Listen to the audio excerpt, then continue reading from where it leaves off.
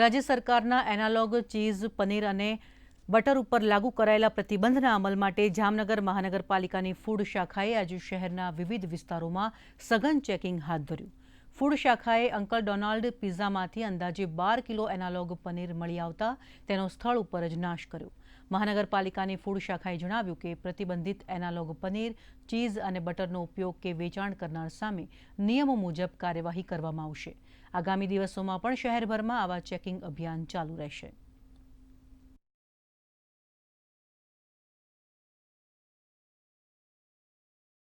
ગત રાતના માનનીય આરોગ્ય મંત્રી શ્રી તેમજ ફૂડ સેફ્ટી કમિશનર શ્રી દ્વારા જે ઓર્ડર રિલીઝ થયો એ અંતર્ગત ચીઝ, બટર અને પનીર જે ખાસ કરીને એનાલોગ તરીકે વેચાતું હોય, બનતું હોય, તો આવા કિસ્સામાં તપાસ કરવાની અને કોઈ જગ્યાએ સેલ થતું હોય, કન્ઝપ્શન થતું હોય તો એ તાત્કાલિક ધોરણે અટકાવવા અંગેની કામગીરી અત્યારે અમારે ટોપ પ્રાયોરિટીમાં છે.